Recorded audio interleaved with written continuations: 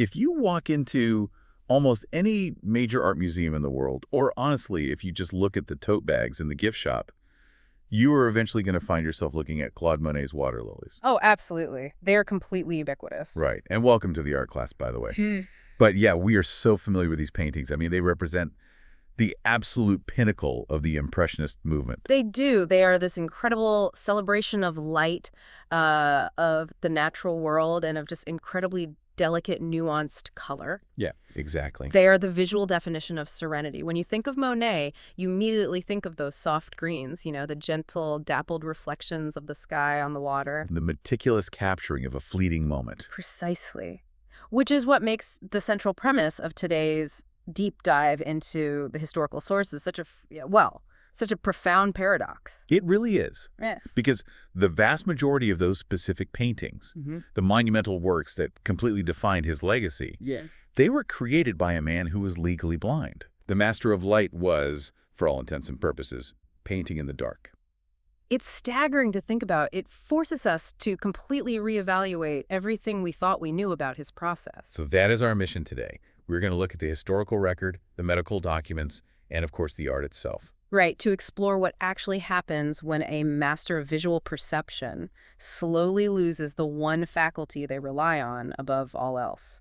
It is a story that starts with this monumental act of creation, and then it descends into a very quiet, creeping physical dread. And ends with something that borders on the miraculous, really. It does. And to trace that arc, we have to start at the physical location where all of this unfolded.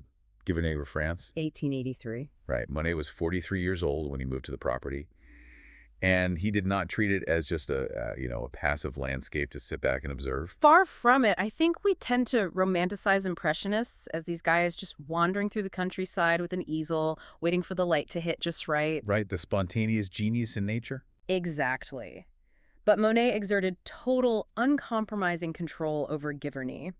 He engineered the environment to suit his vision. He hired a small army of gardeners. He did. He even petitioned the local government to literally divert a tributary of the Epte River. Just to flood a marsh on his property. Yes, to create his famous pond. And he faced a lot of resistance doing that, didn't he? Oh, immense resistance. The local farmers actually protested. Because he was importing these exotic, hybrid water lilies from South America and Egypt. Right, and the locals were terrified these strange foreign plants would poison the water supply. But he pushed it through anyway. He absolutely did.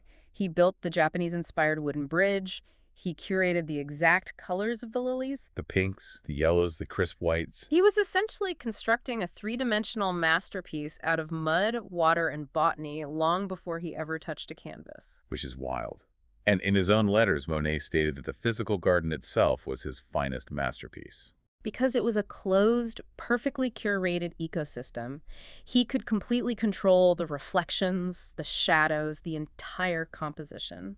And the scale of his obsession with this one curated space is it's difficult to wrap your head around. From 1896 until his death in 1926, he painted that specific pond roughly 250 times. 250? Yeah. And the culmination of that obsession wasn't just, a standard framed painting for a gallery. It was the massive panels he would eventually donate to the French state. The ones that now live in the Orangery in Paris. Exactly. And to really understand the stakes of his eventual blindness, you have to understand the sheer physical scale of those Orangery panels. We are talking about canvases that are over 2 meters high. And they stretch continuously along the walls.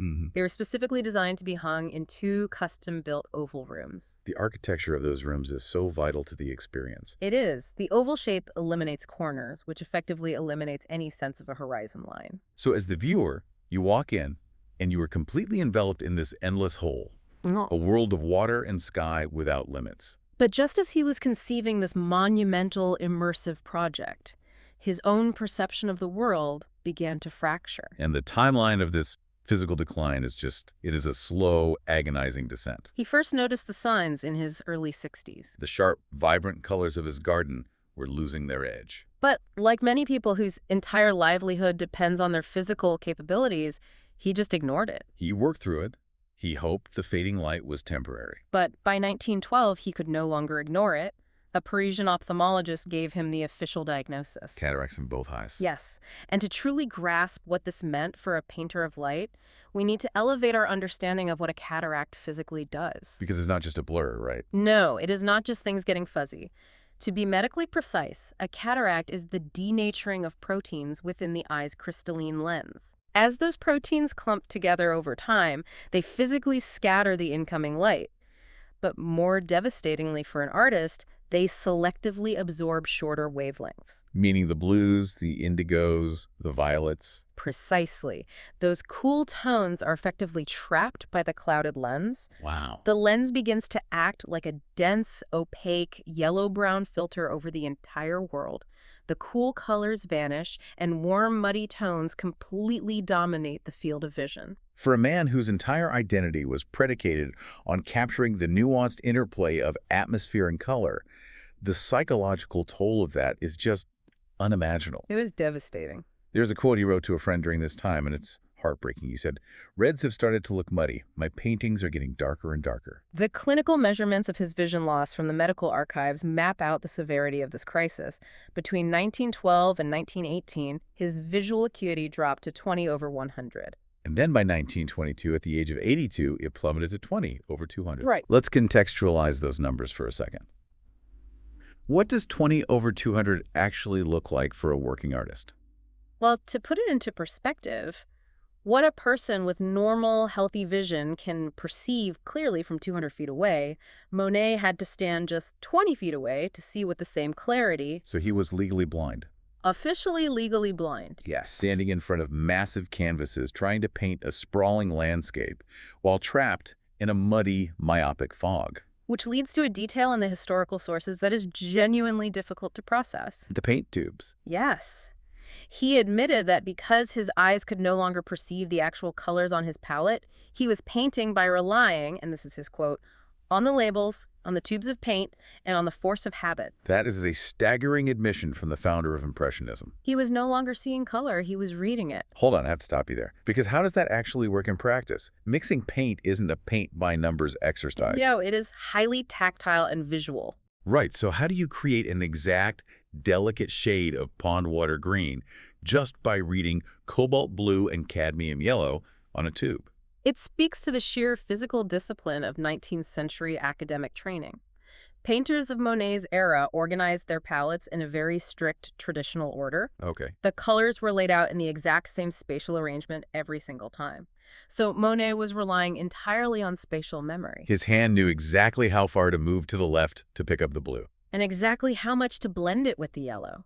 He was trusting muscle memory and the physical architecture of his palette to bridge the gap between his mind and the canvas. Because his eyes were lying to him. Exactly. That is deeply tragic. The sheer force of will required to paint a masterpiece using muscle memory instead of sight. And 1922, the year he reached that legal blindness, is the crucial pivot point.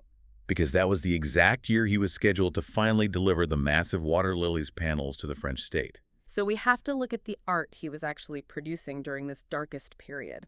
If you want to understand the physical reality of cataracts, you don't need a medical textbook. You just need to look at the canvases he painted between 1918 and 1922. The historical archives offer a side-by-side comparison that is just wild. If you look at his painting of the Japanese bridge from 1899, before the cataracts took hold, it is a masterclass in precision. It is full of signature cool blues and delicate greens. You can clearly see the architectural structure of the bridge arching over the water.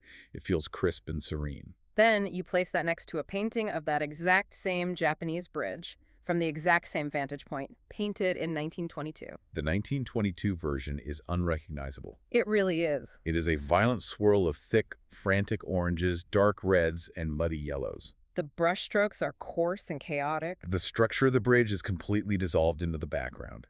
It honestly looks like the garden has been set on fire. What makes this visual shift so fascinating is the massive misconception that surrounded these specific paintings for decades in the art world. Right. In the 1950s, a new generation of art critics and historians rediscovered these frantic, fiery canvases. And they praised them as a bold, deliberate, stylistic evolution. Yes, this was the post-World War II era. The art world was looking for ways to connect the old masters to the new avant-garde.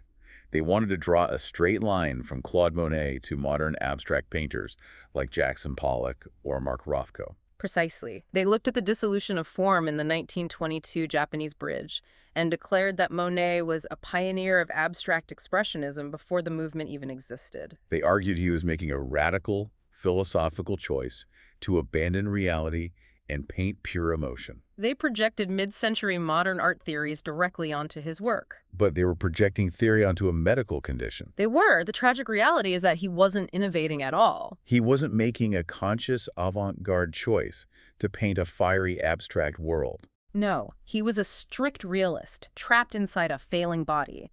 He was simply documenting the muddy, red yellow reality his cataracts forced him to see. He was faithfully recording his own blindness.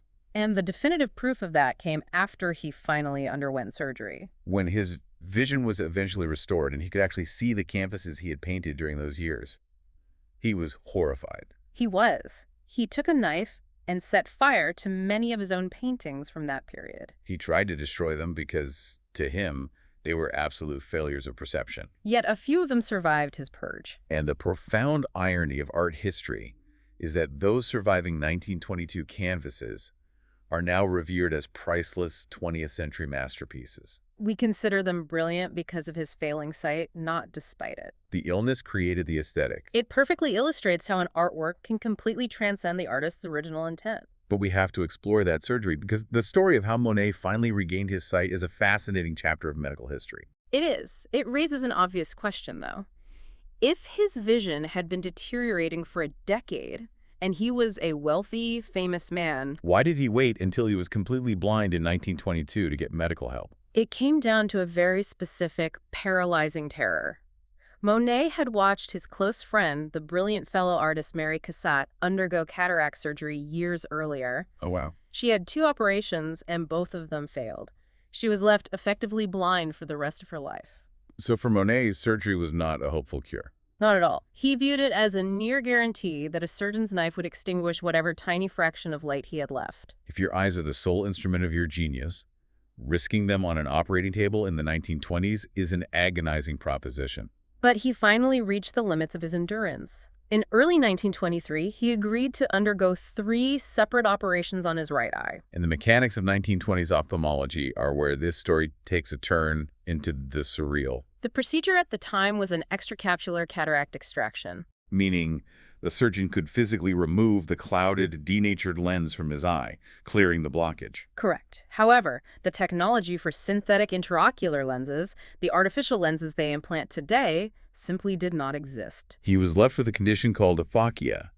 He had an eye with no lens at all. Yes, and can see what that means for his daily perception. His left eye was untouched. It still harbored the dense, mature cataract. So his left eye is still feeding his brain a dim, muddy, yellowish image of the world. But his right eye, now entirely devoid of a lens, is suddenly flooded with unfiltered light. But without the lens to focus and filter, that light skewed intensely, overwhelmingly blue. He had 2 eyes feeding his brain to completely conflicting spectrums of reality. The disorientation must have been nauseating. He actually wrote that the operation was fatal and called the surgeons criminal. He felt mutilated. He had to wear these thick, specialized glasses just to attempt to focus his right eye. But out of that perceived mutilation emerged this incredible consequence. By physically removing the human lens, the surgeons inadvertently unlocked a hidden capability in Monet's vision. This is the detail from the sources that borders on science fiction. Let's talk about the physics of ultraviolet light. The human eye naturally filters out ultraviolet light. The crystalline lens blocks those shorter wavelengths for 2 main reasons. To protect the delicate retina from radiation damage. And to reduce chromatic aberration, which keeps our vision sharp and focused. But animals like bees and certain birds don't have that filter. They evolved to see the UV spectrum because it helps them navigate and find nectar. Exactly. And because Monet's right eye no longer had a lens to block that radiation, he was suddenly able to perceive wavelengths of light that are completely invisible to a normal human being. He was seeing into the ultraviolet spectrum. Which brings this entire story full circle back to the garden at Giverny.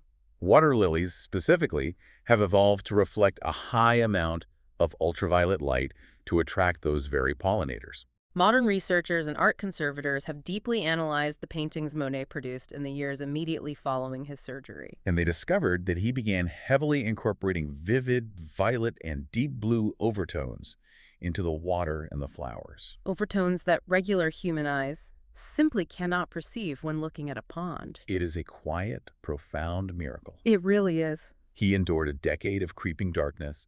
He faced his deepest fear on the operating table, and he felt his vision had been destroyed. But the ultimate result was that he gained the ability to see and paint a spectrum of light that no one else around him could even fathom. He wasn't just painting a landscape anymore. He was painting a hidden dimension of reality. Yet, even armed with this extraordinary new vision, the monumental task of finishing the orangery panels still loomed over him. And the historical record shows he came dangerously close to abandoning the entire endeavor. In 1921, right before he finally agreed to the surgeries, he was so consumed by frustration and despair over his muddy vision that he attempted to officially back out of the state commission. He felt he could no longer honor the commitment. This is where the broader historical context of the era becomes critical.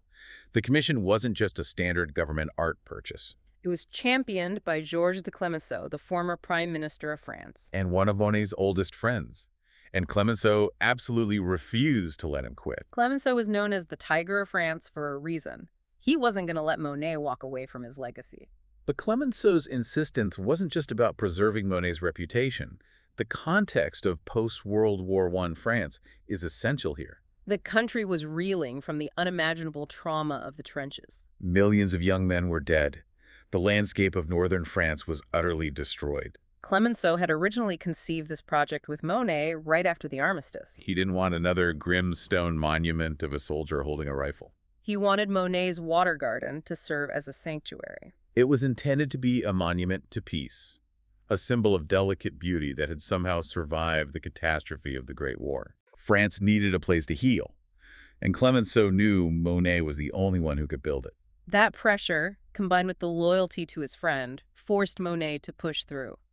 Armed with his specialized glasses, his bizarre ultraviolet perception, and the deep, tactile memory of the garden he had built with his own hands 40 years earlier. He spent his final years completing the massive canvases. He worked until his body finally gave out. He died in December of 1926. And the very next year, in 1927, those 22 immersive panels were permanently installed in the oval rooms of the Orangerie. They stand today as his final undisputed triumph. When you sit in those rooms, surrounded by that endless expanse of water and light, you are completely enveloped in serenity. But you are looking at an illusion forged by a man who is fighting through profound darkness, relying on the labels on his paint tubes and the ghosts of his own garden. There is a quote in the historical archives from another legendary painter, Paul Cézanne, speaking about his contemporary. Oh, the eye quote. Yes. Cézanne famously said of him, "Monet is only an eye, but my God, what an eye." The weight of that quote is incredible when you view it through the lens of his medical history. The most famous eye in the history of art, an eye capable of dissecting the purest elements of light, would eventually fail him in the most agonizing way possible. And yet, the art produced in the crucible of that failure, the fiery bridges, the ultraviolet lilies, would outlast the artists, the critics, and the limitations of the human body itself. It proves that sometimes the creation possesses a vision far greater than the artist's physical capability. The art reveals what the artist could not see. Which leaves you with a deeply compelling question to consider. If Claude Monet's greatest physical limitation, a terrifying blindness, was the exact mechanism that unlocked a way of perceiving the universe that literally no one else had, What perceived limitation or blind spot in your own life might actually be an unrecognized advantage? what if the very weakness you are trying to hide or fix is the exact thing giving you a perspective that the world desperately needs to see? Something to think about until our next deep dive.